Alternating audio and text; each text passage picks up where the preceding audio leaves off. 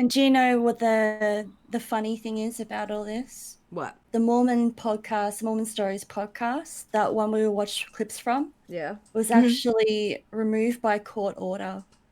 What? Yeah.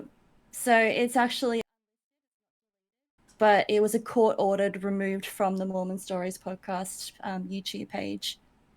So that no one could actually go and watch it and see it, which is even why it's so more important to actually talk about this, because there isn't a lot of information about this dude out there, and it needs so much more.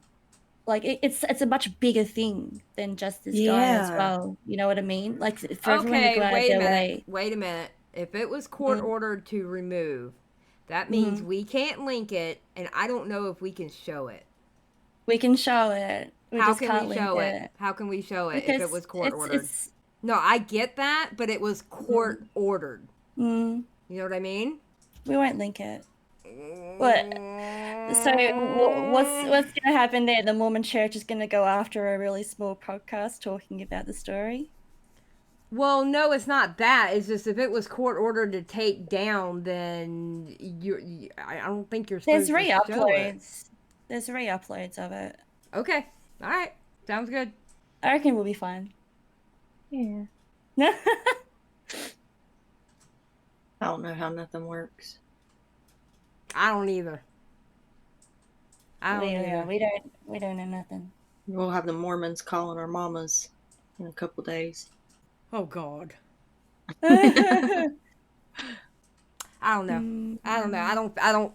Oh God, I didn't know that. If I would have known that, I would have been like, no. So if no one else has a cease and desist on them about talking about it, then it should be fine. No. Yeah, but the thing is, it's still them talking about it, but through our media is what I'm saying. Oh, yeah. Yeah, I didn't think about that. Oh, it's funny. So there wasn't anything in there about his... Adam made a statement that named it. Oh, okay. So nothing in there was about it.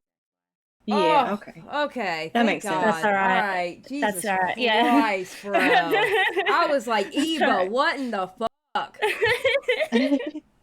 Oh my God. We did this whole thing and all of a sudden we can't actually put it out. Oh my God. Yeah, because if it was from We've the done that church, before. if it was done from the church, we'd have been like, no, we can't put this out. Yeah, no, it was definitely an automated statement and it named was on the cease and desist on it. Okay, that makes sense. Oh my God, I had a heart attack there for a second because I was thinking to myself, well, Eva's gonna have to be pissed off at me because I'm gonna have to make the no, we ain't doing it. But okay, yeah. So he named the. That's why. Okay. Yeah. So we're definitely not linking it anyway. Jesus Christ! Don't you ever scare me like that again, woman. Holy crap. Mormon Stories podcast has just received today a temporary restraining order requiring us to take down our interview with Adam Paul Steed, the courageous whistleblower to Mormon Church Boy Scouts in Idaho, and one of the many victims of 8 Passengers therapist Jodi Hilderbrandt. We are actively working with the few major media outlets to, number one, give voice to the victims of Jodi Hilderbrandt, but also of the other Mormon Church recommended, quote, addiction therapists like the Sons of Helaman, like Fight the New Drug, like Lifestar, etc., as well as victims of the Mormon Church's, quote, addiction and recovery program, where Mormons, and specifically Mormon men, but sometimes Mormon women, and often Mormon teenagers, were targeted for healthy normative behavior as it was pathologized as, quote, sexual addiction. All right, Eva, do you want to introduce the topic and the episode and everything? Because I know I did it last time. Sure thing. Yeah, it is my turn. Yep. All right. 3, 2...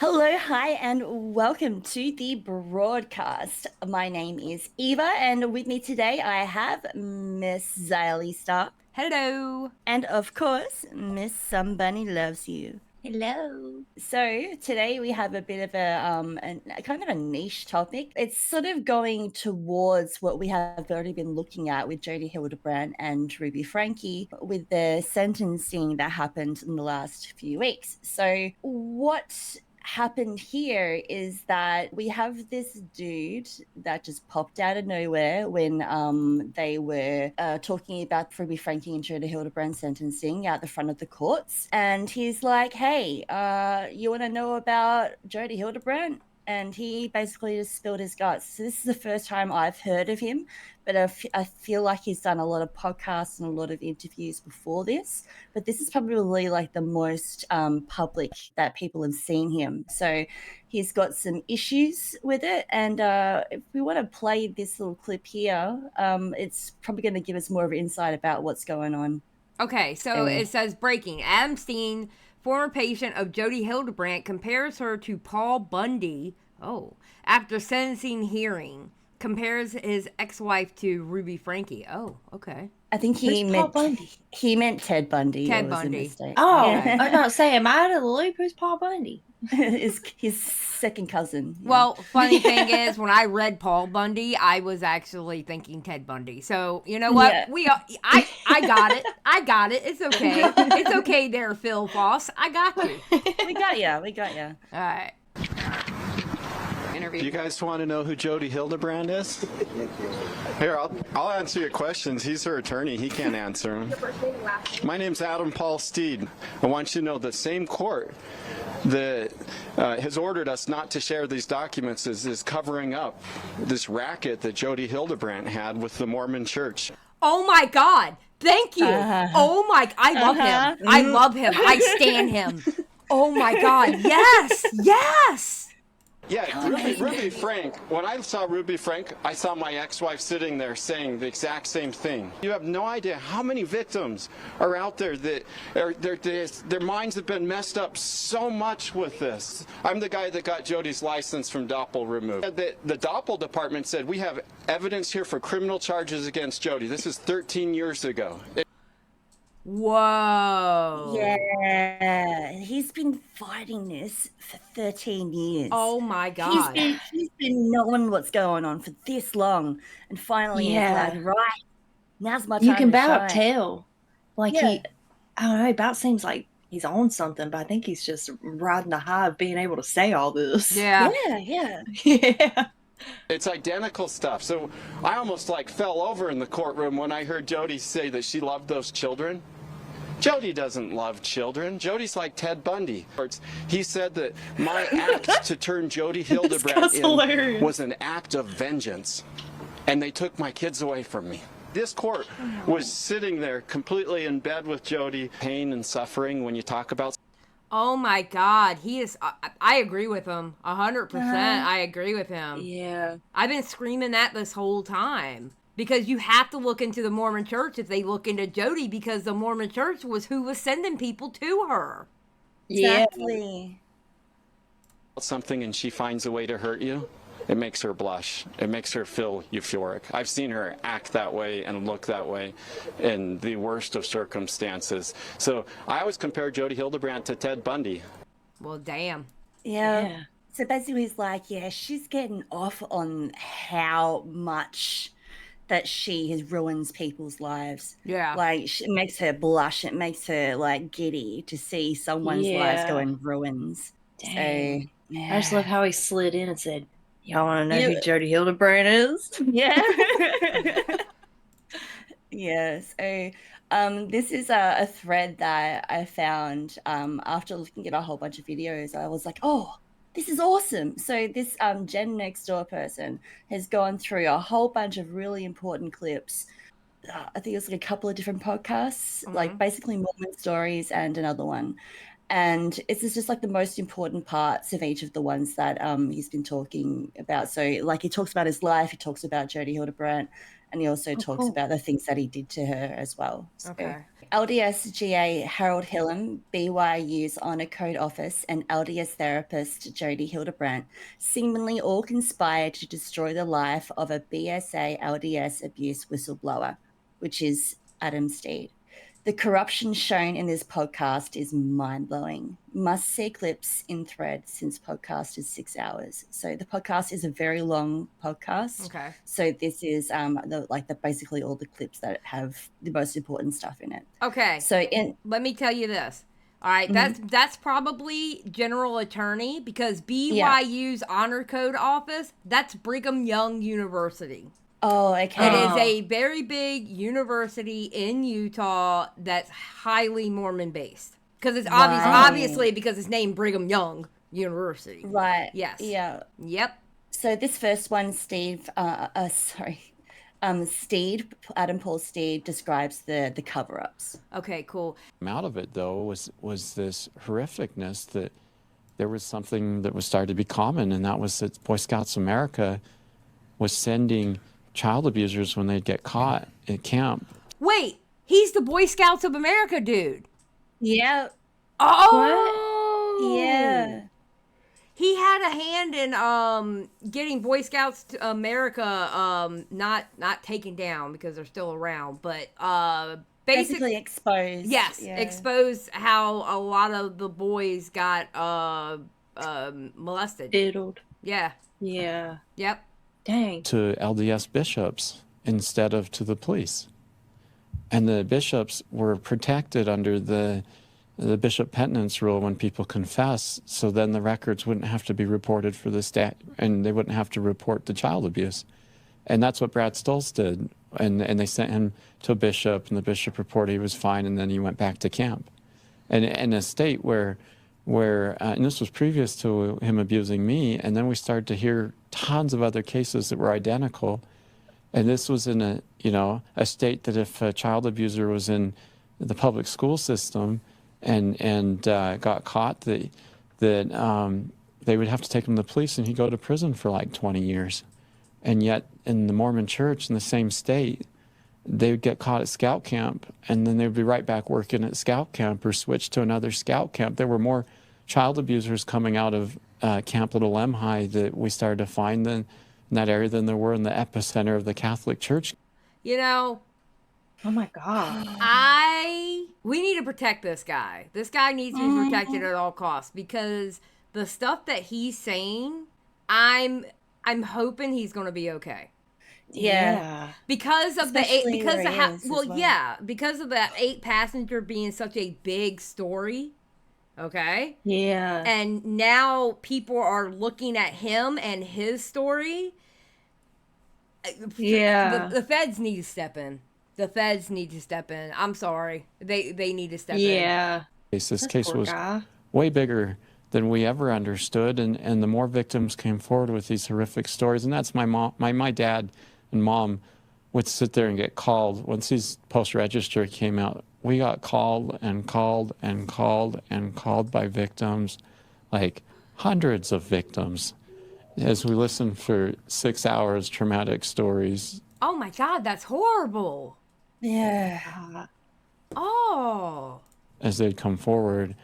And so that's kind of some background on the sexual abuse that happened to me. How as a kid, everyone always said that you were the only one that came forward, and this was all documented, and we need your story.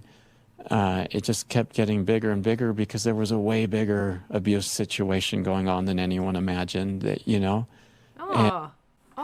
poor guy. Yeah, man. Good God.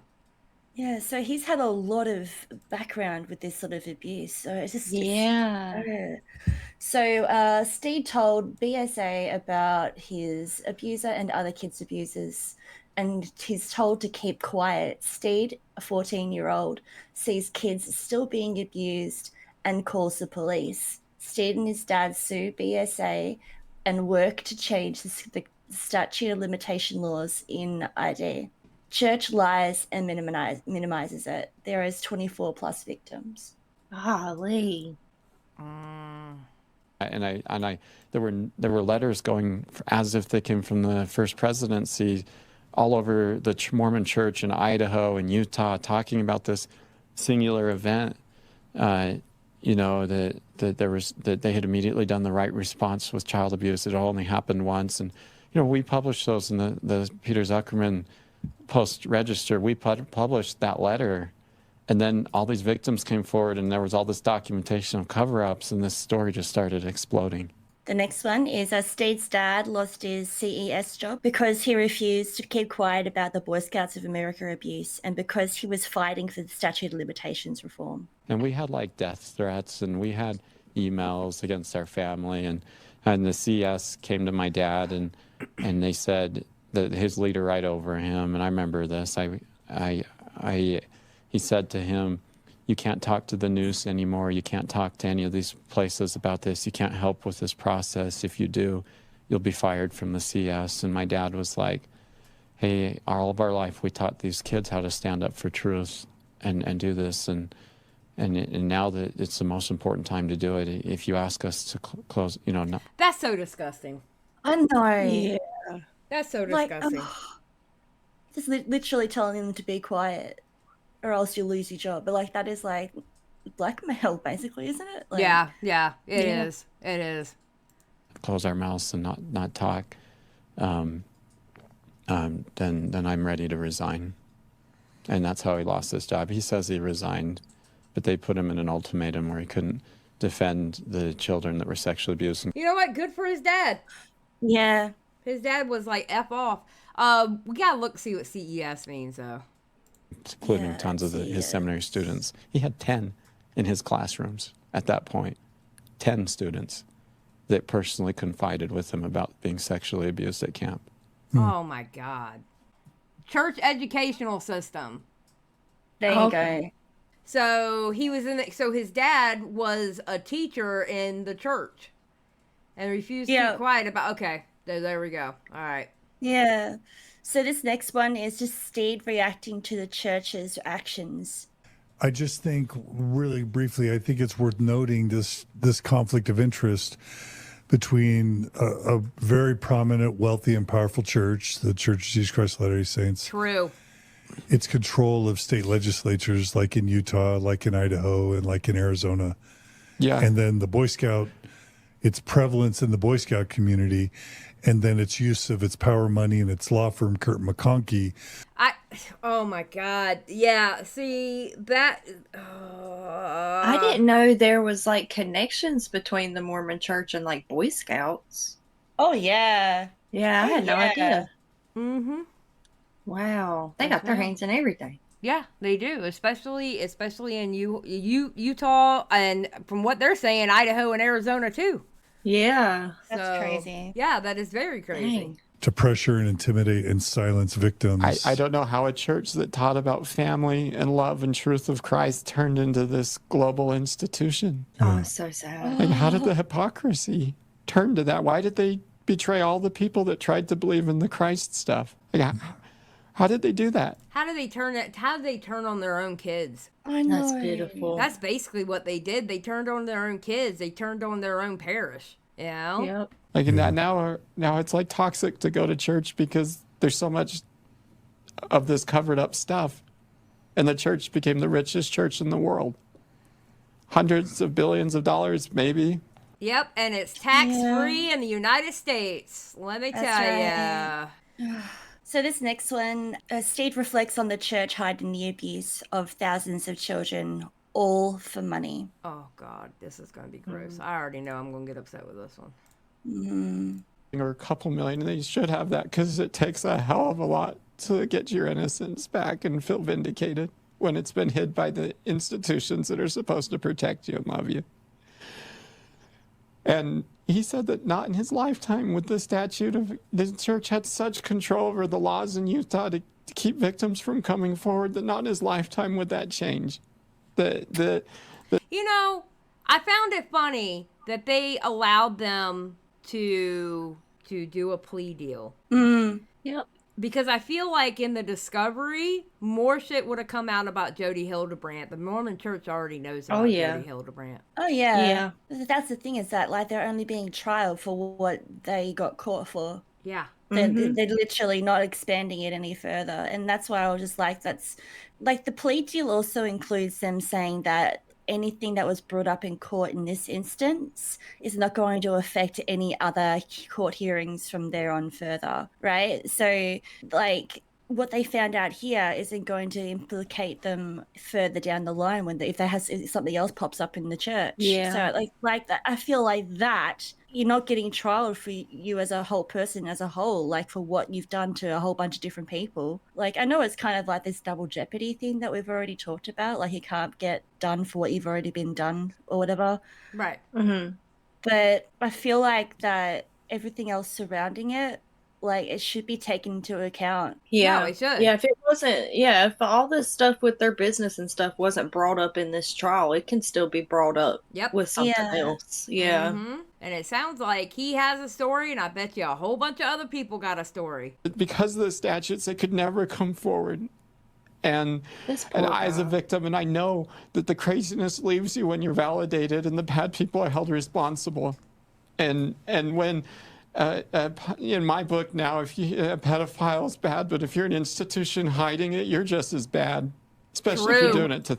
True. Yeah, 100%. So much facts in what he's saying.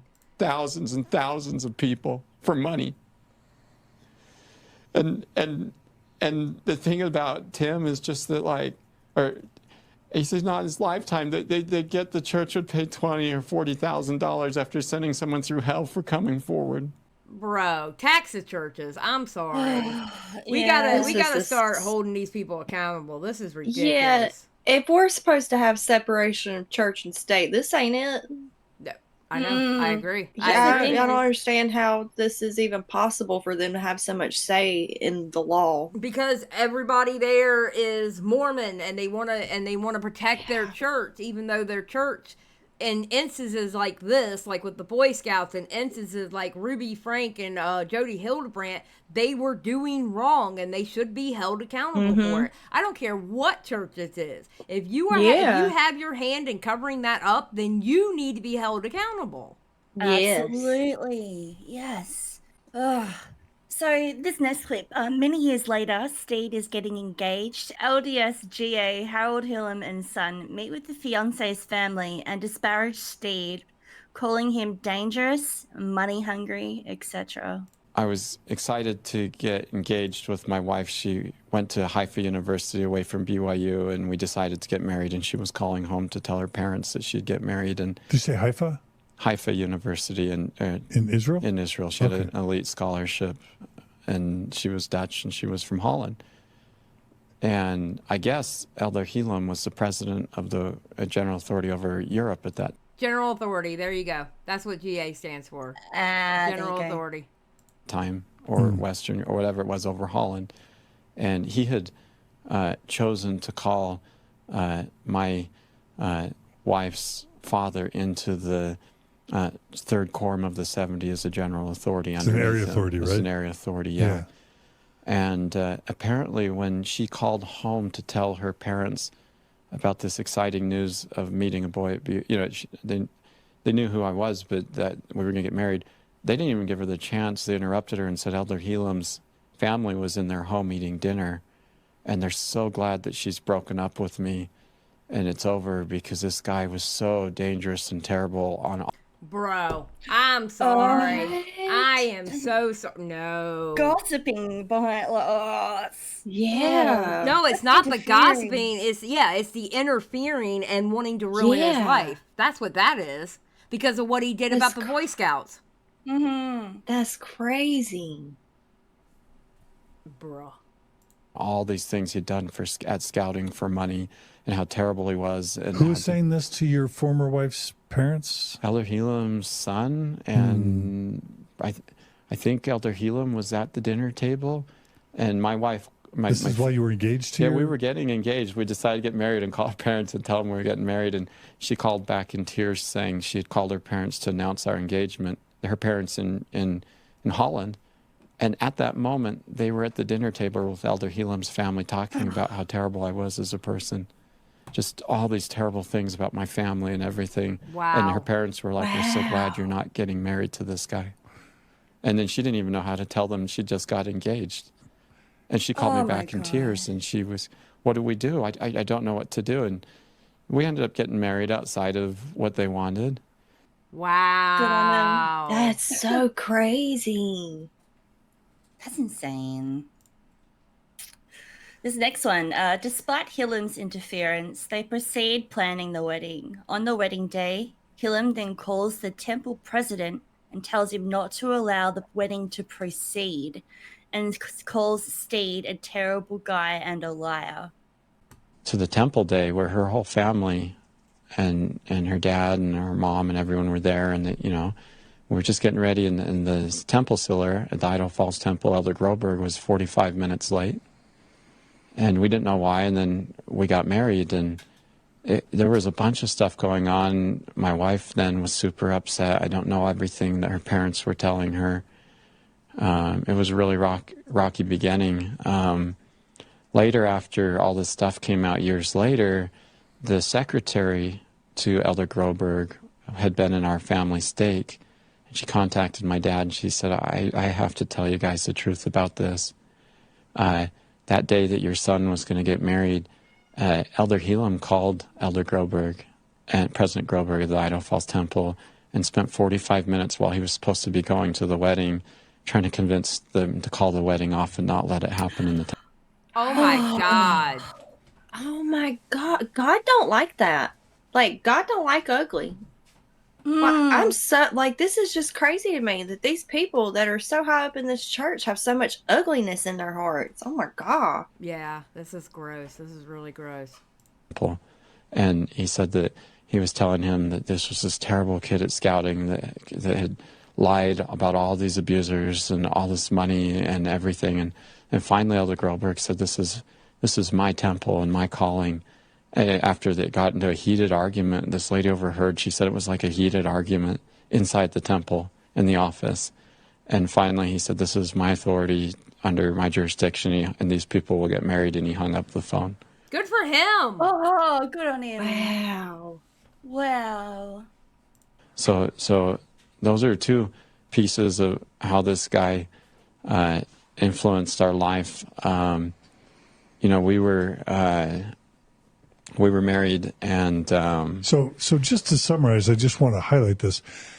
You become a child whistleblower to a confirmed, self-admitted pedophile. Yeah. You work with your dad to change the state laws in the state of Idaho to protect children, and what you get from that is behind the scenes, high-level Mormon church leaders apparently do all they can to smear your name and to smear your family's name. Where they're not supposed to do that. They're not supposed to do that. They're not supposed to have the authority to do that. What is going on? That's so crazy. The next one here. Much later, after Hillam died, Steed learns that G.A. Hillam had been president of the Scout Council when and where Steed was a BSA whistleblower for abuse cover-ups. He harassed Steed for years and years after whistleblowing at the Scout Council he oversaw. God. Hillam died a few months before all that quit. Moving forward some more, my mom called me at 3 a.m. in the morning and said, I can't believe this. Wake up, you have to hear this. I was looking at Elder Hillam's obituary, and in the obituary, because I couldn't see this anywhere online, this former president of the First Quorum of the 70, in his obituary said he was the president of Grand Teton Scout Council. Oh, so that's why he had a vendetta. Yeah. That's why he had a vendetta right there. The same place where I had turned in all the serial pedophiles as a whistleblower. So I've heard about victim blaming and victim shaming and retribution, but the fact that the man that oversaw the Boy Scout Council and camp that you were a whistleblower at continues through ecclesiastical means to follow you behind the scenes and haunt you and harass you and malign you and defame you every step along the way. I have a 500 pages honor code file in my name that I subpoenaed from Brigham Young University. Wow. Damn. Wow. Oh my God. All right, so this is when we get into the Jodi Hildebrand stuff. So after marriage, LDS bishop referred Steed and wife to therapist Jodi Hilderbrandt, obviously from the Ruby Frankie scandal. Per Jodi's, well, it's not niece, like Niefling, Jodi was on the church's bankroll. Hildebrand allegedly convinces Steed's wife that he's dangerous and evil and perverted, as she did with other clients. When a Mormon bishop refers a ward member or a couple to a Mormon recommended therapist, and by the way, everyone who's ever contacted me as a victim of Jodi Hildebrand has told me that their Mormon bishop recommended them to Jodi Hildebrand and connections, every single one. Bro. Every single one. Wow. That's how connected she is with them. Feds need to step in. Yeah, they all need to go down. This needs to go higher up than anything. Yeah. Sometimes the Mormon bishop will pay for that therapy. And Jesse Hildebrand testified on Mormon Stories podcast, if you can call it testified, I do, that Jesse processed the Mormon church's payments to Jodi. So Jesse testified that Jodi was on the Mormon church's bankroll, right? Uh-huh. But the other really crucial thing is, many people don't know this, when a Mormon bishop agrees to pay for a ward member's therapy with an approved Mormon therapist, they sign a document that signs away their therapist-client confidentiality. Oh my God. Oh. What? Oh. Bro. Oh, nah. That's Wow. that's beyond. That's so unethical. I don't know what to say. Yeah. Oh my God. We just need to close the whole state down until we figure out what's going on with that state. Oh my God. This is crazy. And they give their therapist and their bishop permission to communicate back and forth about anything that's said. And the very first thing you learn as a therapist is about patient or client confidentiality. And the very first thing you ever say in a therapeutic setting is, I need you to know that everything we say today is going to be confidential unless you report to me that you've abused a child or, You broke any laws, basically. Yeah. Wow. vulnerable person. Other than that, everything we say is in confidence because you need that therapy client confidentiality to be able to feel safe and to be able to share. But in Mormonism, that gets erased. So It's just Oh crazy. my God. What the So they hell? just take all that security away from them. Yes. That is Yeah. just crazy. It's like they just use anything they can against them to be able to make them quiet, really, isn't it? It as sounds well? like Scientology, like It how does. they do. It really There does. is there is so many equivalencies to Scientology in this church. It's so not funny. It's freaky.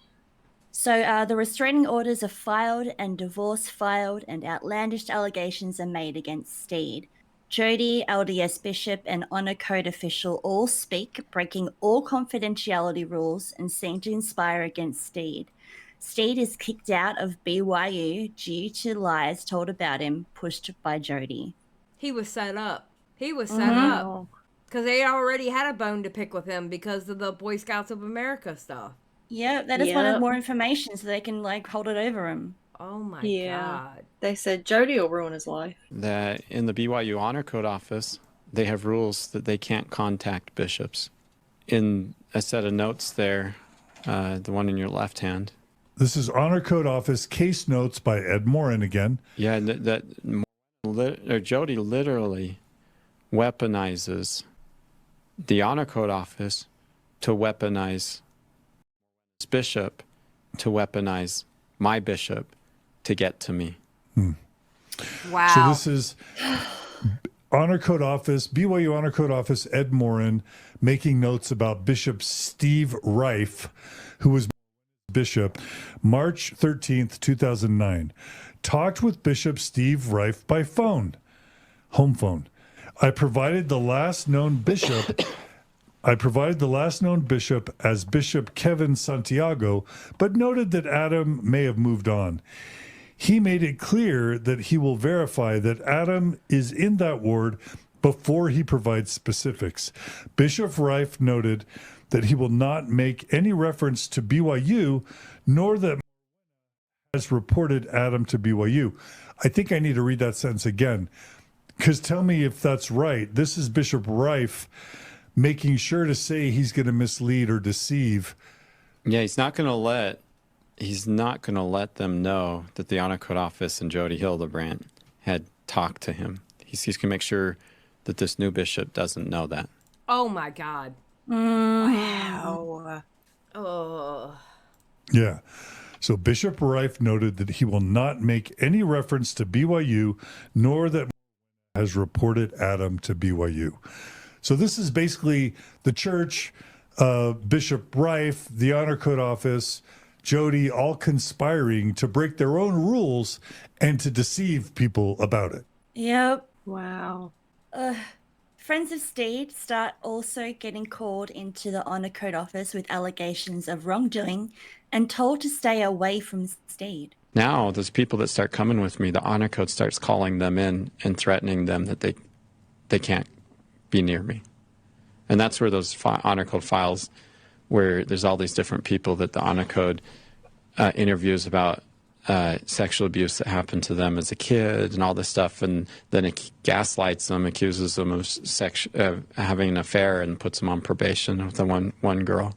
And I just wanted to do, I have my kids with me, and I just wanted a safe place for them, and I took my close friends. And eventually I ran out of close friends to do this with. I mean, they're still my friends, but I started inviting friends at school. Hey, can you help me with this? I just have to do this. The Honor Code Office was going after these people. They were all up in his life. What in the hell? Yes. Yeah, and this is where it sounds like Scientology, because they infiltrate everybody that you know and try to turn them against you. Yeah, Like it's trying to just- isolate you. Yeah, exactly. Cult. Yeah. So, Steed contacts stake president to try and get him to see what Jodi is doing, saying she's running a cult. Stake president accuses Steed of abuse and addiction, and the church takes away his temple recommend. And I remember going to my stake president on a Sunday. I was so worried, and I went into his office, and I had these files of Jodi Hildebrandt's files like this big in my hand, and I said, you got to help my family. You got to see these files. And he turned to me and he goes, a woman doesn't just run away from her husband unless there's something. And I looked at him and I was just shocked. And I said, what are you talking about? And he just looked at me. She already told him everything. Mm-hmm. Yep. And I said, are you talking about like physical violence or sexual abuse? And he goes, aha, just the fact that you said that makes me know that you're guilty of those things. What? Wow. No. And I said, look, you've got to look at these files. This is a cult. You've got to read these. You will see what I'm talking about. I had this huge thing of files. And he looked at me and he said, that's your addiction talking. Oh, God. And when he, shut up. Yeah, all that came from Jodi. All of that Yeah. came from Jodi. Absolutely. he said that, I knew Jodi had got to him. And it was my stake president. I just remember, like, I could hardly breathe. I trusted and believed in this person. And I said, I begged him, please look at these files. And he said he absolutely refused to. And then I told him, well, next time you get up at state conference and you testify that you get on your hands and your knees and you cry for every family out here, you remember that when we needed the help the most, you wouldn't even look, you wouldn't even help. And then he yelled at me to get out of his office. He goes, get out. Oh, Wow. Just get out. And I left. And my bishop calls me in right after that, and they removed my temple recommend. And he said, I said, why? And he goes, you called the stake president names. I said, I didn't call him names. And I told him exactly what happened. And my bishop said, well, I don't agree with him, but I have to take your temple recommend. So they took my temple recommend away.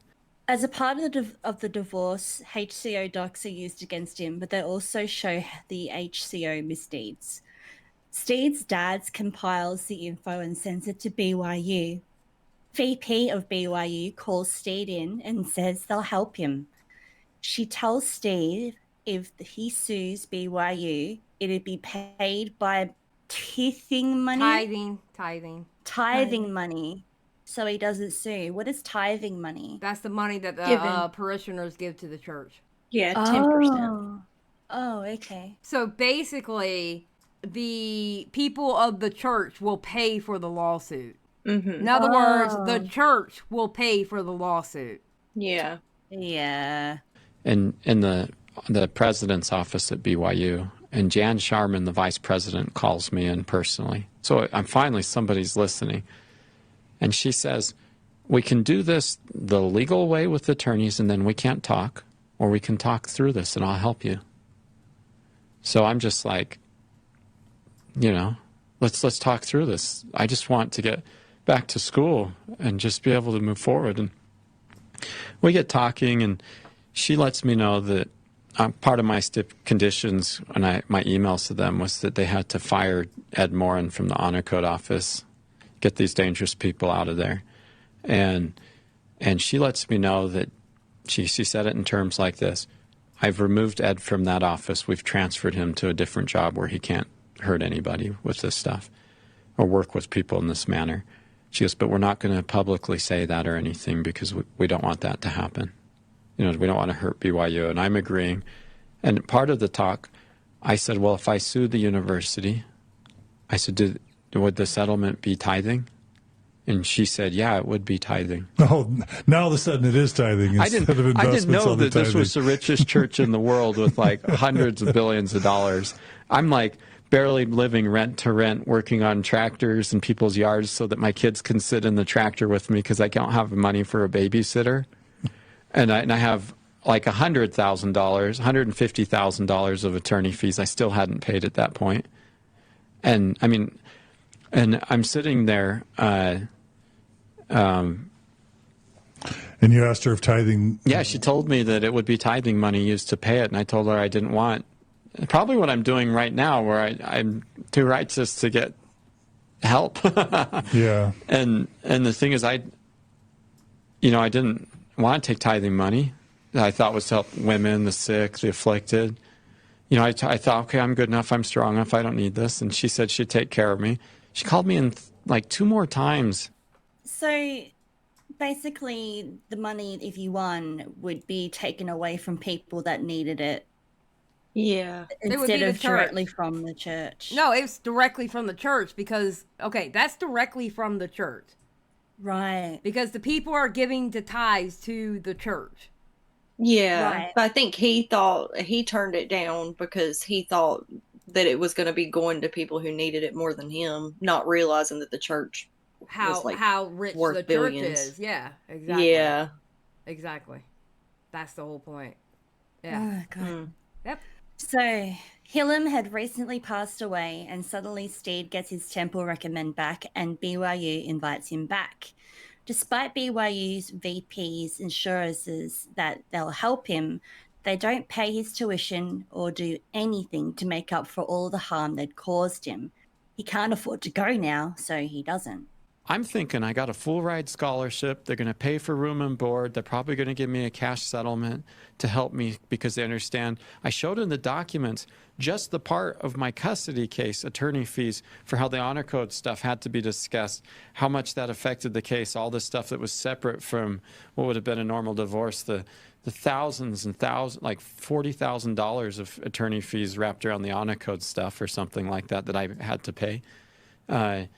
And not the time I lost with my kids or anything. I'm thinking they're going to help me. Gets ready for school. I'm still living paycheck to paycheck. I can't afford my tuition. So I got my temple recommend. Suddenly they give it to me. and I can't afford tuition, so I just couldn't go to school. So I finally could go, and then I couldn't afford it. So I didn't have a babysitter, and now the kids were. God. That's sad. This That's so poor sad. guy had everything taken from him. Yep. Yeah. I loved them. I won't say they were dumped on me, but I didn't have any way to take care of these two little kids, other than just to stay home and take care of them. And this was all tied to Hillem's passing. Is that correct? Well, this stuff all suddenly changed, and I made legway that I could suddenly get back into school and get a temple recommend just shortly after Elder Hillem passed away. And again, he was the Mormon General Authority, president of the LDS Church, presidency of the 70. Yeah. Certainly one of the top 20 most powerful Mormon leaders in the world. He was over the Boy Scout, camp. He was over the Boy Scouting in Idaho. He was the one that tried to malign and defame you all the way along. So to this day, neither the LDS Church or BYU have helped Steed in any way for the pain they put him through, destroying his life. So were you able to sue BYU or the Mormon Church? Did they take care of you in any way financially? No. Even though they acknowledged? They said they would. They didn't. Okay. Not a penny. Okay. And again, this BYU vice president discouraged you from suing the church by telling you it would be tithing that you would be taking away from the church. And I just want to add, for those who aren't Mormon and don't know the joke that I made earlier, recently the Mormon Church is being sued by David Nielsen, former investor for the Mormon Church through Ensign Peak. And James Huntsman, a prominent Mormon, is suing the Mormon Church for misleading members, saying that no tithing, Gordon B. Hinckley stating publicly that no tithing was used to pay for this $2 billion shopping mall, City Creek Mall. The Mormon Church is trying to argue. Why are they making a shopping mall? What? Yeah, what? Yeah, what? It's now a business, It's got nothing to do with. That feels like selling stuff in a church. You know what I mean? No. Like how I you're don't know what not you supposed to do. Well, like you're not supposed to sell stuff in a church. You're not supposed, like it says in the Bible, like Jesus. That's like the one time Jesus like flipped out and yelled in a church and started throwing tables because they were like selling merchandise and selling stuff. Yeah. I feel like using the tithing money to buy something that's going to make them more money is kind of like doing that. Yeah. That Hinckley wasn't lying, that it wasn't tithing that was used to bail out Beneficial Life and to subsidize a commercial shopping mall. It was the investments on the tithing. And so no harm, no foul. They're not using tithing for business dealings. They're using investments on the tithing. And I'm just noting the irony that when the church wants to pay for a commercial shopping mall or bail out a failed insurance company, it's not tithing it's using. But if Adam Paul Steed wants to get some sort of compensation for the pain the Mormon Church and BYU caused to destroy his life, well, don't sue the church, Adam Paul Steed, because it's sacred tithing funds that you would be suing. Picking and choosing where this money goes. So that's going to automatically make them not want to sue them because they're saying it's coming directly from the church. But what I'm worried about is this investments they're talking about made from the tithing money. Can you even do that? Yeah, is that something? I mean, they put it in a bank. Well, I suppose you can get credit from that. Yeah. So that feels slimy. Man. Yes. Steve believes the Mormon Church used Jodi to help retaliate against him for being a whistleblower and working to change ID statute of limitations. Why don't Mormon abuse victims come forward? Because the church harms more than it helps and thinks nothing of destroying those who speak up. Question: Do you believe?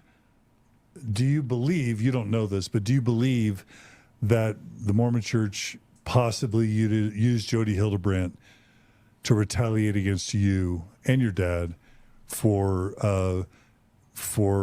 whistleblowing on Boy Scout sexual abuse in Idaho and having the laws changed in Idaho? Do you believe there's a connection between what Jodi did to you and what you did as a whistleblower against the Boy Scouts? Is your left arm connected to your right arm? just because you can't see the body. I mean, I 1,000% believe. 1,000% believe. Yeah. And that's another systemic problem, just the whole legal issues and the power and the money of the church and how in Utah it wields so much power. And BYU and the honor code, like we covered so much. Yeah, this man's life was absolutely destroyed by those who was meant to help him. Yeah. Yeah, it was, yeah, that was bad. That's real bad. Man, imagine the kind of hell these people are going to be going to, living their whole lives acting like they're dedicated to Christ, and then they're doing all this in the background, like just sabotaging people's lives. You're going to a special kind of hell. Oh, yeah. And this is just one person. This is just one person. Like, imagine everybody else gets involved. Like, yeah. I don't know. It seems like the whole system is corrupt in that. Oh, yeah. If they can reach out like that to like his wife's family in Holland, to Jodi getting him in with Jodi Hilderbrandt, that's not good. That's not good. It's kind of like they set him up to spy on him, to bring him down further. You know what I mean? Yeah. It's like instead of helping him, they were literally like bringing him down so he can't do anything to the church. Yeah.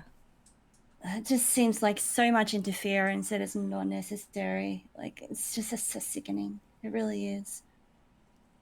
Yeah, that's pretty gross. Yeah. Pretty gross.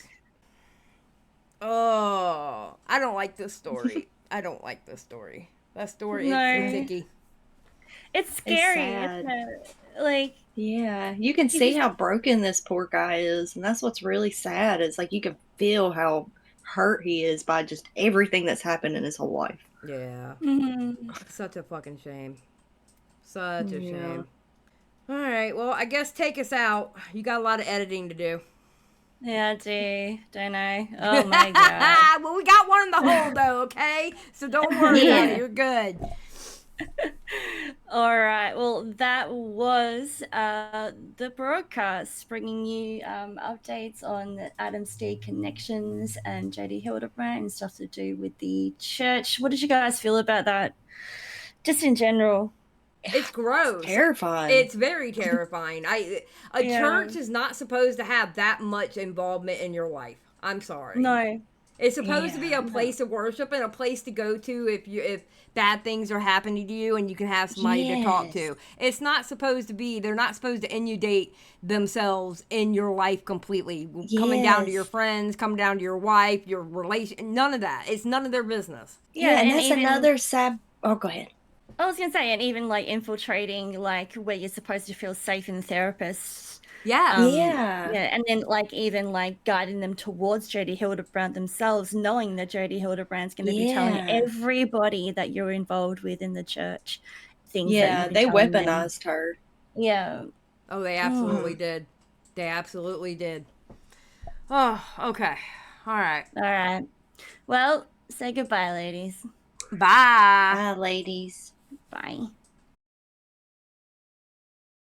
By the way, Bunny, tell Kuda that Joey's down. Oh God. Fuck. He really wants to do something. He goes, oh yeah, that'll be sick. Let's like, I'll definitely do something with Kuda. I was like, all right, well, I don't know. Yeah, I might not tell him that. Oh. I refuse. I ain't saying nothing.